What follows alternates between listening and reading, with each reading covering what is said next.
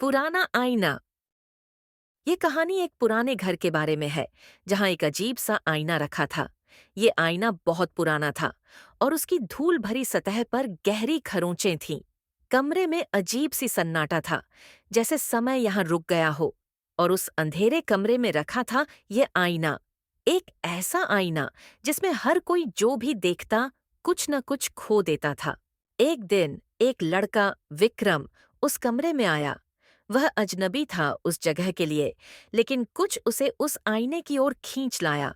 जैसे ही वह आईने के पास पहुंचा, उसे ऐसा महसूस हुआ जैसे कुछ उसके साथ साथ आईने में देख रहा हो। तभी कमरे में अचानक ठंडी हवा बहने लगी। हवा में एक फुसफुसाहट घुलने लगी। कोई उसकी आवाज में उसका नाम पुकार रहा था। विक्रम, विक्रम। यह आवाज उसके कानों में सुनाई दी, लेकिन कमरे में और कोई नहीं था।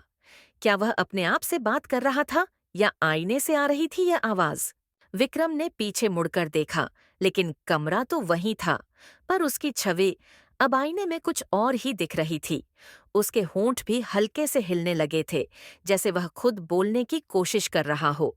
या फिर कोई और था जो उस आईने में उसका रूप लेकर खड़ा था। आईने में अब विक्रम की छवि और भी विकृत होने लगी थी। उसकी आंखें पहले से कहीं ज्यादा बड़ी लगने लगीं और उसके चेहरे पर एक डरावनी मुस्कान फैल गई। विक्रम ने डर के मारे एक कदम पीछे खींचा, लेकिन उसकी छवि आईने से बाहर की ओर बढ़ने लगी, जैसे वह आईने के अंदर से बाहर आ रही हो। विक्रम ने चिल्लाते हुए कहा, नहीं, ये क्या हो रहा है? लेकिन जैसे ही उसने आईने की ओर देखा, उसकी छवि अब आईने में पूरी तरह से समा गई थी।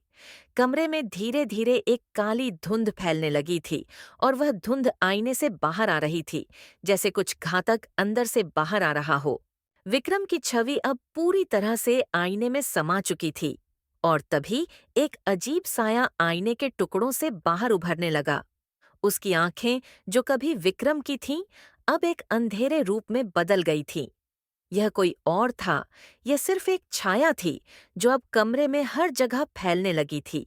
अब कमरे में कुछ नहीं बचा था, एक अंधेरा और एक चुप। विक्रम अब सिर्फ एक नाम था और वह नाम आईने के अंदर की उस डरावनी दुनिया में खो चुका था। शायद वह कभी बाहर नहीं आएगा। इस कमरे के राज को जानने वाले अब कोई नहीं थे, लेकिन वह पुराना आईना हमेशा वहीं था, चुपचाप, फुसफुसाते हुए। कोई कभी नहीं जान सका कि आईने में छुपा वह राज क्या था और कौन अगला था जो उसकी छाया में समा जाएगा।